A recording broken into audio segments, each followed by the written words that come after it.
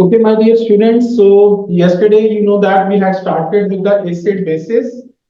I told you the definition of the acid कि दुनिया की हर वो चीज जो पानी में डिसॉल्व होके H पॉजिटिव आयन प्रोड्यूस कर देगी उसको हम लोग एसिड कहते हैं। एसिड को प्रोटॉन डोनर भी कहते हैं। प्रोटॉन प्रोटॉन का मतलब H पॉजिटिव डोनेट करने वाली चीज। ठीक है, तो any substance that donates protons in its aqueous solution उसको भी हम लोग जो है वो एसिड कहते हैं जी। उसके बाद हमने एसिड की प्रॉपर्टीज की थी। ठीक है, और एसिड के हम लोगों ने केमिकल रिएक्शंस किए थे। Acid can react with the metal, metal oxide, metal hydroxide and metal carbonate. और उसके रिएक्शंस मैंने आप लोगों को करने के लिए दिए थे और आपको कहा था कि आप लोग प्रैक्टिस करें। होपफुली सबने किए होंगे। ठीक है जी, सबने किए हुए वैसे सबने किए हुए रिएक्शंस बेटा? कोई भी नहीं बोल रहा वैसे। चलिए जी, सर 64 नहीं किए थे, 16 किए थे बस। 16 किए थे बेटा। आगे भी कर लेना, ये प्रैक्टिस है। मुझे भी शौक नहीं था तुम लोगों को देने का, लेकिन ये है कि प्रैक्टिस है, जितनी प्रैक्टिस कर लोगे आप लोगों के लिए बेहतर है। तो today we are going to start okay. With acids. एक होते हैं वीक एसिड और एक होते हैं स्ट्रॉन्ग एसिड। ठीक है जी, तो दोनों में क्या फर्क होता है? अच्छा जी, मैंने आपको पहले ही बताया था कि एसिड दुनिया की हर वो चीज है जो अपनी औकात पानी में दिखाती है हाइड्रोजन आयन प्रोड्यूस करके जी, H पॉजिटिव आयंस प्रोड्यूस करके। ठीक है जी, तो वीक एसिड और स्ट्रॉन्ग एसिड में क्या फर्क होता है? वीक एसिड ये होता है कि अगर आपके पास 100 मॉलिक्यूल्स हैं एसिड के, उनको आप लोग पानी में डालते हो, तो उन 100 में से सिर्फ 10, 15, 20 या 30 मॉलिक्यूल्स जो हैं वो टूट के और H पॉजिटिव आयंस बना देते हैं। बाकी जितने भी हैं 70 molecules they do not form the H positive ions. तो ऐसा एसिड जो है उसको हम कहते हैं वीक एसिड। और स्ट्रॉन्ग एसिड क्या होता है कि अगर आपके पास 100 मॉलिक्यूल्स एसिड के हैं and you put them in the water, और वो 100 के 100 जो है वो टूट के H पॉजिटिव आयंस बना देते हैं, तो ऐसे एसिड को हम कहते हैं स्ट्रॉन्ग एसिड। ठीक है जी, तो वीक एसिड की डेफिनेशन क्या होती है? N acid which partially ionizes in its aqueous solution। ठीक है जी, इज कॉल्ड वीक एसिड। ठीक है जी, उसके बाद स्ट्रॉन्ग एसिड क्या होता है? N acid which completely ionizes in its aqueous solution is called strong acid। ठीक है जी, अब दुनिया में जो स्ट्रॉन्ग एसिड होते हैं मेरे बच्चों वो सिर्फ तीन है। एक HCl होता है, एक HNO3 होता है और एक H2SO4 होता है। ये तीन स्ट्रॉन्ग एसिड हैं। इन तीनों के अलावा बाकी जितने भी एसिड्स होते हैं normally they are the weak acids normally. ठीक है, अच्छा, अब पेपर में जब लोग पूछता है ना कि what is meant by the weak acid, तो ऊपर उसने कोई ना कोई एग्जांपल दी होती है एसिड की। तो मैंने आपको कल एक एसिड बताया था एथानोइक एसिड CH3COOH।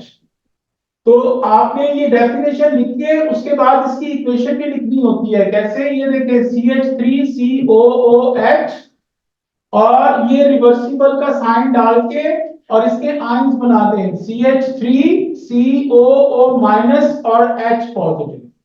तो ये H पॉजिटिव आयन बनाएगा, बाकी सारी की सारी चीज नेगेटिव आयन बनाएगी। ठीक है जी, तो ये वीक एसिड की डेफिनेशन है। डेफिनेशन विदाउट इक्वेशन जो है ये कंप्लीट नहीं होती, ये ध्यान में रखें, इसके नंबर नहीं मिलते। तो डेफिनेशन लिखें, ऊपर से एसिड का नाम पढ़ लें। नाम पढ़ के और उसके आयंस बना दें और बीच में रिवर्सिबल का साइन लगाना है। ये रिवर्सिबल का साइन शो करता है कि पार्शियल आयोनाइजेशन हुई है। दूसरा स्ट्रॉन्ग एसिड है, स्ट्रॉन्ग एसिड HCl ले लेते हैं सपोज करें, तो HCl इसमें बस एक एरो डालना है और ये H पॉजिटिव और Cl माइनस बना दें। ठीक है, तो ये एक एरो शो करता है कि कंप्लीट आयोनाइजेशन हुई है, रिएक्शन कंप्लीट हो गया है। ठीक है बच्चों, so this is called as the strong acid. उसके बाद अगली चीज पे चलते हैं। अगली चीज आपकी होती है पीएच। पीएच क्या होती है? It's the power of hydrogen ions concentration. ठीक है जी। अब यहाँ पे एक छोटी सी चीज आप लोग एक समझ लें, अपने कैलकुलेटर निकाल के मैं यहाँ पे आप लोगों को दो वैल्यूज दूंगा, आप लोग उनको वैसे ही करके जरा कैलकुलेट करें ताकि आपको ये पीएच का कॉन्सेप्ट जो है ये अच्छी तरह समझ आ जाए। So everyone should open up the scientific calculator. ठीक है, यहाँ पे तुम लोगों ने कैलकुलेटर पे दबाना है वर्ड नेगेटिव, फिर एक वर्ड लिखा होगा लॉग और फिर लिखे 0.001, उसके बाद नेगेटिव लॉग और उसके बाद तुम लोगों ने करना है 1000। तो इन दोनों के मुझे आंसर निकाल के दिखाओ कि क्या निकलते हैं जी। पहले का आंसर क्या आएगा? नेगेटिव लॉग, पहले का आंसर आ गया 3। +3 आ गया, यानी 3 है। दूसरे का बताएं क्या आता है? दूसरे का -3 आ गया। ठीक है जी। अब यहाँ पे इसका मतलब समझ लें कि ये क्या यहाँ पे जो है वो मैंने काम किया है। ये देखें, ये नेगेटिव जो लॉग होती है ये मैथ में एक ऐसी टर्म होती है जो छोटी चीजों को बड़ा और बड़ी चीजों को छोटा कर देती है। ठीक है जी, ये देखें, ये वैल्यू 0.001 ये एक से भी बहुत छोटी वैल्यू है, यानी एक के अगर 1000 हिस्से कर दिए जाएं तो उसमें से अगर एक हिस्सा पकड़ा जाए, ठीक है, तो वो जनाब ये 0.001 होता है।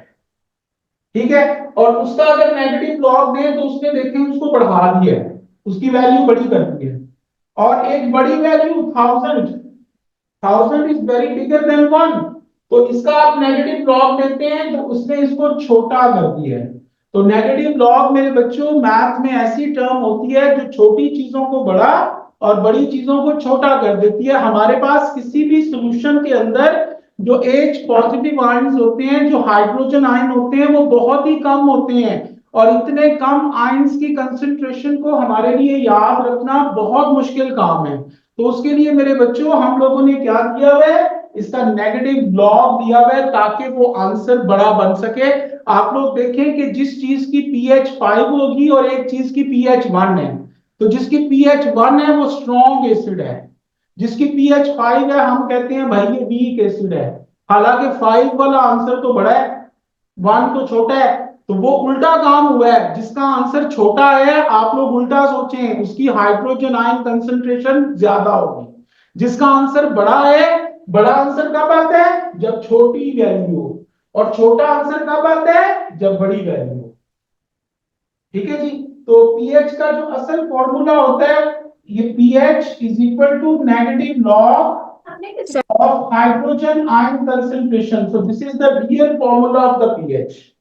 ठीक है, तो इससे pH की वैल्यू अगर 1 या 2 आएगी तो छोटा आंसर आया है, तो इसका मतलब है हाइड्रोजन आयन कंसंट्रेशन ग्रेटर होगी तो वो स्ट्रॉन्ग एसिड है।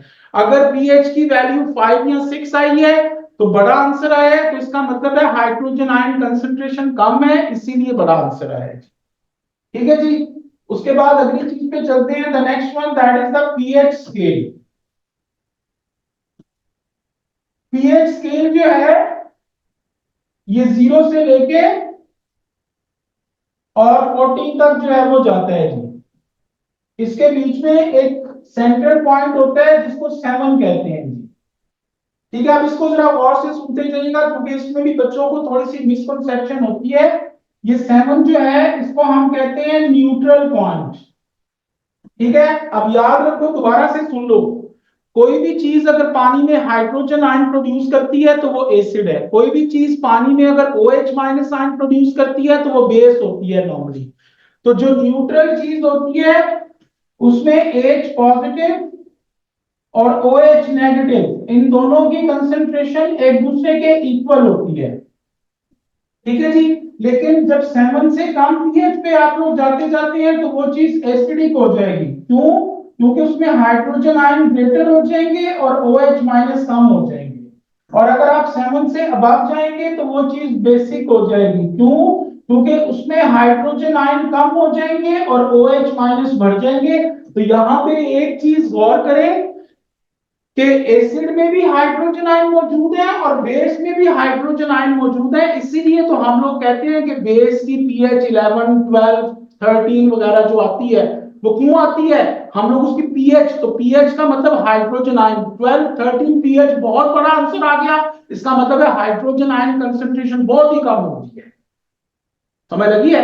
तो 7 के ऊपर H पॉजिटिव और OH नेगेटिव दोनों एक दूसरे के इक्वल होते हैं, एक दूसरे को नलीफाई कर देते हैं। 7 से कम जाएंगे हाइड्रोजन आयन बढ़ते चले जाएंगे, OH नेगेटिव कम होते जाएंगे। तो याद रखिए कि एसिड के अंदर भी OH माइनस आयन मौजूद होते हैं लेकिन वो कम है। और इसी तरह 7 से अबव पीएच पे जाएंगे तो आपकी हाइड्रोजन आयन कंसेंट्रेशन कम होती जाएगी और OH नेगेटिव बढ़ती चली जाएगी। Did you get it? अच्छा, यस सर।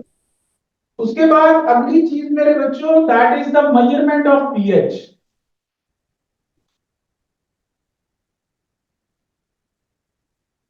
पीएच को हम लोग दो तरीकों से जो है वो मेजर कर सकते हैं। एक तो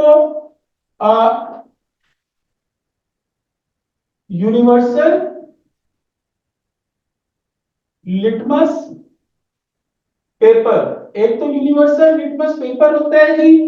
और ये जो पेपर है ये येलो कलर का होता है, येलो, ये येलो कलर का इसका पेपर होता है। आप लोगों ने क्या करना है, ये एक सोल्यूशन है, ठीक है जी, इसमें सॉल्यूशन पड़ा हुआ है। मैं आप लोगों से कहता हूं कि बताएं कि जनाब इस सॉल्यूशन की पीएच कितनी है। तो ये जो यूनिवर्सल लिटमस पेपर जो है ये जिस चीज के अंदर पड़ा होता है ना उसके ऊपर एक कलरिंग चार्ट भी होता है। इस तरह उसमें डिफरेंट कलर्स बने होते हैं और उसके ऊपर लिखा होता है कि इसकी पीएच इतनी इतनी है। ये इस तरह करके ये 1, 2, 3, 4 और डिफरेंट कलर्स होंगे।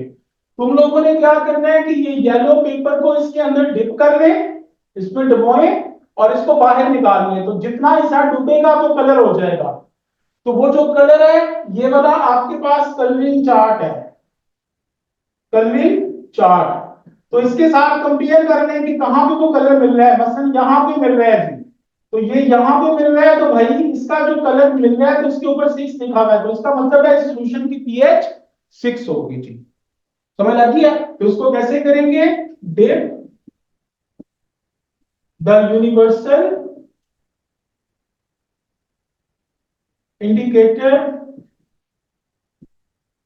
Paper in a solution and compare the color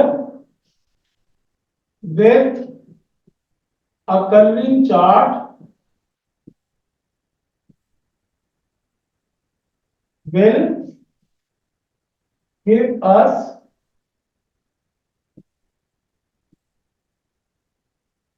the sir ये pH. कलरिंग चार्ट हमें पेपर में गिवन होगा? सॉरी,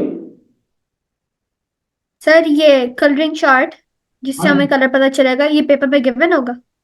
बेटा पेपर में प्रैक्टिकल आप करते नहीं हो, आप लिखते हो। वो आपको कहेगा कि किसी चीज की पीएच कैसे निकाल सकते हैं, तो आप ये चीज लिख दोगे। वहां पे परफॉर्म नहीं करना होता माय डियर, प्रैक्टिकल नहीं करवाते, ये आपने लिखना यस होता है वहां पे, ठीक है? जो मैं ये यस वर्डिंग लिख रहा हूं, ठीक है? will give us the pH of that solution। Question पूछ के जब मैं जवाब देता हूं बेटा तो आगे से यस या नो तो कर दिया करो, आगे से बोलती भी नहीं हो फिर आप। सर वो मैंने यस कहा था, वो मेरा माइक्रोफोन ऑफ था। अच्छा फिर ठीक है। अच्छा जी, नेक्स्ट चलते हैं मेरे बच्चों। दूसरा तरीका जो मेजर करने का होता है दैट इज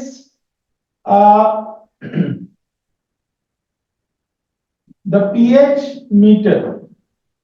ये आसान तरीका है जी। आजकल एक मीटर निकला हुआ है, ठीक है, जिसको पीएच मीटर कहते हैं, डिजिटल मीटर होता है जी, इस तरह करके।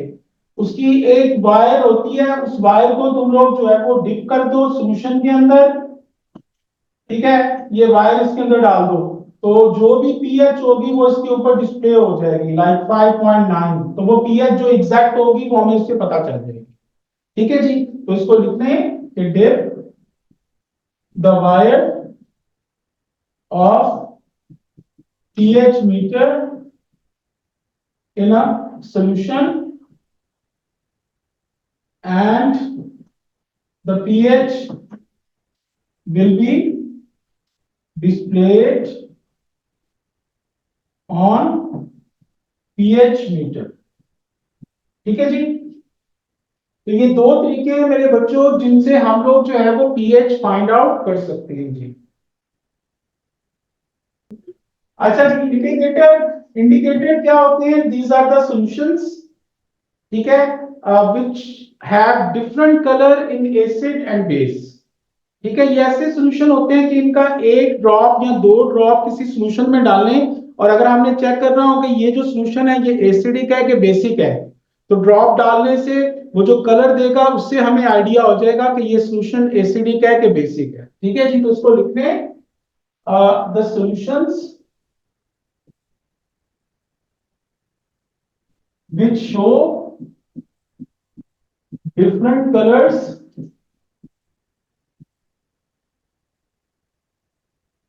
in acid और बेस, ठीक है जी। मसलन सबसे पहला जो हम लोग कर रहे हैं दैट इज फिनोल्फथलीन।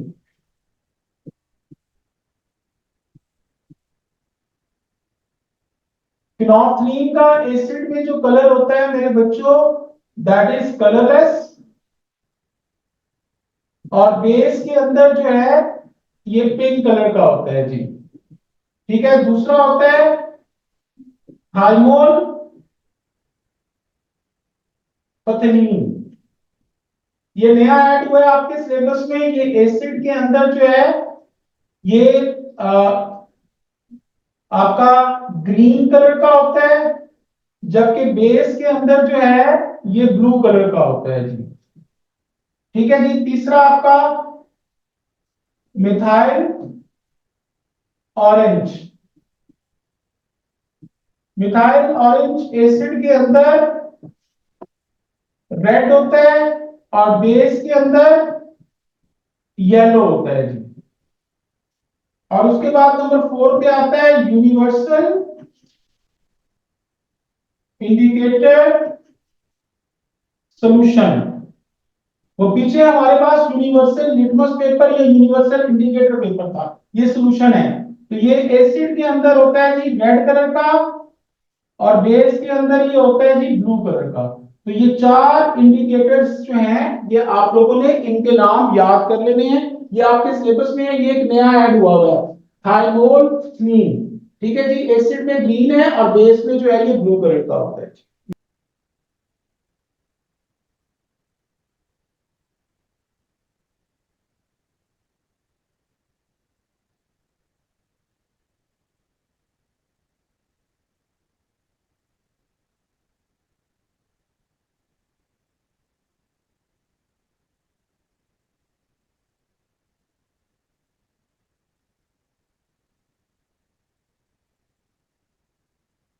चलिए जी, अब मेरे बच्चों ये मैं चीज आप लोगों को पहले भी बता चुका हूं, ठीक है, दोबारा से फिर बता रहा हूं।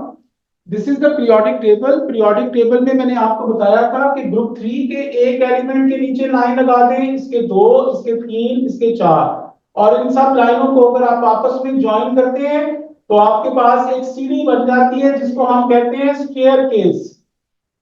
ये स्टेयर केस के नीचे ये जितने भी एलिमेंट्स आते हैं मेरे बच्चों दीज आर मेटल्स, और इसके ऊपर ये जितने भी एलिमेंट्स आते हैं all these are called as the non metals, ये नॉन मेटल्स होती हैं जी। तो बेस क्या चीज होती है? ये किसी भी मेटल के साथ अगर ऑक्सीजन लगी हो या हाइड्रो ऑक्साइड लगा हो तो उसको हम लोग बेस कहते हैं जी। तो बेस क्या होती है? किसी भी मेटल के साथ ऑक्सीजन, ऑक्सीजन को ऑक्साइड कहते हैं जी। या किसी भी मेटल के साथ हाइड्रो ऑक्साइड लगाओ, हाइड्रो ऑक्साइड का मतलब होता है जी OH ग्रुप लगाओ, ठीक है जी, तो उसको हम लोग जो है वो बेस का नाम देते हैं जी। तो बेस की डेफिनेशन फिर क्या होती है? Bases are metallic oxides and hydro oxides. Okay, so this is about the base. ये आपकी बेस होती है। बेसिस की मेरे बच्चों दो टाइप्स होती हैं, एक को हम कहते हैं सोल्यूबल बेस और एक को हम कहते हैं इनसॉल्युबल बेस। ठीक है जी, सॉल्युबल बेस के लिए एक और वर्ड भी यूज करते हैं, एल्कली। सॉल्युबल बेसिस आपकी कौन कौन सी होती हैं? सिर्फ ग्रुप 1 और ग्रुप 2, ये जो मैं जिनको शेड कर रहा हूं, ग्रुप 1 और ग्रुप 2, ग्रुप 1 और ग्रुप 2 की मेटल के साथ ऑक्सीजन लगा हो या हाइड्रोक्साइड लगा हो, तो ये, और एक गैस मैंने आपको जो बताई थी पहले भी अमोनिया वाले चैप्टर में, अमोनिया, ये भी आपकी बेसिक गैस होती है, पानी में पार्शियली डिसॉल्व होती है। तो ग्रुप 1 और ग्रुप 2 की मेटल के ऑक्साइड या हाइड्रोक्साइड, और एक गैस है अमोनिया, ये पानी में डिसॉल्व होके और OH माइनस आयंस प्रोड्यूस करते हैं, तो इनको हम लोग सॉल्युबल बेस या एल्कली का नाम देते हैं जी। ठीक है जी, तो any substance, sorry, any metallic oxide और hydroxide dissolves in water and produces OH minus ions OH minus ions is called soluble base और alkali। ठीक है जी, और इनसॉल्युबल बेसिस, ये बाकी जितनी भी मेटल्स हैं, ये सारी की सारी, ये सारी इन मेटल्स के साथ अगर ऑक्सीजन या हाइड्रोक्साइड लगा होगा तो वो पानी में डिसॉल्व नहीं होते, ध्यान में रखो। Copper oxide insoluble, copper hydroxide insoluble, zinc oxide insoluble, zinc hydroxide insoluble. सिर्फ ग्रुप 1 और ग्रुप 2 की मेटल के साथ अगर ऑक्सीजन या OH लगा हुआ है तो वो पानी में सॉल्युबल है। इनके अलावा बाकी जितनी भी मेटल्स हैं, इनके साथ अगर ऑक्सीजन या हाइड्रोक्साइड लगा होगा तो वो पानी में इनसॉल्युबल होंगे, वो डिसॉल्व नहीं होंगे। तो अक्सर लोग एल्कली और बेस को कंफ्यूज कर देते हैं। तो all alkalis are bases, alkalis they are the soluble bases, but all bases are not alkalis. Why? Because all bases they do not dissolve in water. ठीक है जी, तो यहां पे ये छोटा सा पॉइंट लिख लें कि all alkalis are bases, but all bases are not alkalis.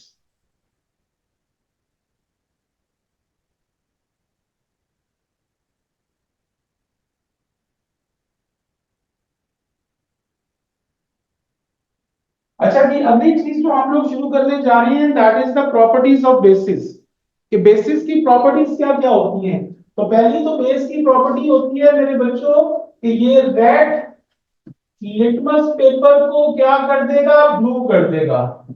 दूसरी चीज, ये भी क्रोसिव होते हैं, जहां पे लग जाएंगे हाथ के ऊपर, स्किन के ऊपर, वहां पे आपकी जो स्किन है वो क्रोड हो जाएगी।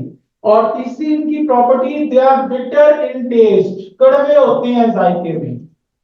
ठीक है जी, और चौथी इनकी प्रॉपर्टी होती है कि इनमें एक रिएक्शन होता है जिसको कहते हैं न्यूट्रलाइजेशन रिएक्शन। न्यूट्रलाइजेशन रिएक्शन मैंने आपको पहले भी बताए हैं कि जब भी कोई मेटल का ऑक्साइड या मेटल का हाइड्रोक्साइड एसिड के साथ मिलेगा, एसिड के साथ, तो ये मैंने पिछली बार भी दिखाया था आपको, तो क्या बनता है? सॉल्ट और वाटर बनता है। तो यहां पे भी क्या बनेगा, सॉल्ट प्लस वाटर बनता है जी। तो ये आप लोगों को चीज पता होनी चाहिए, हम लोग कल कर चुके हैं, कल मैंने आप लोगों को करवाई है रिएक्शंस। तो ये वही वाले रिएक्शन है, इन रिएक्शंस को हम लोग न्यूट्रलाइजेशन रिएक्शन भी कहते हैं जी। इसी तरीके से अमोनिया जो है ये भी जब एसिड के साथ मिलती है तो अमोनियम का सॉल्ट बनाती है, that is also the neutralisation reaction. ये भी न्यूट्रलाइजेशन रिएक्शन है क्योंकि अमोनिया भी आपकी बेस या वीक एल्कली होती है जी। ठीक है, उसके बाद अगला रिएक्शन भी मैंने आप लोगों को पहले करवा दिया हुआ है कि कोई भी अमोनियम का जो सॉल्ट है अगर उसका बेस के साथ रिएक्शन करवाएं तो उसके रिजल्ट में सॉल्ट बनता है, अमोनिया बनती है और वाटर बनता है जी। ये भी मैं आपको अमोनिया वाले चैप्टर में करवा चुका हूं। एग्जांपल एक दे देता हूं, ये देखें अमोनियम क्लोराइड है, इसका रिएक्शन हम लोग करवाते हैं कैल्शियम हाइड्रोक्साइड के साथ। ये मैंने आपको लास्ट टाइम बताया था कि अमोनियम की वैलेंसी क्या होती है, +1, Cl की क्या होती है, -1, कैल्शियम की क्या होती है, +2, OH की क्या होती है, -1। तो इसके पॉजिटिव को इसके नेगेटिव के साथ ज्वाइन कर दो, क्या फॉर्मूला बन गया, CaCl2, ये NH4 और OH मिलके ये क्या बना देते हैं, NH3 प्लस H2O। तो ये आप लोगों का जो है वो रिएक्शन होता है जी यहाँ पे।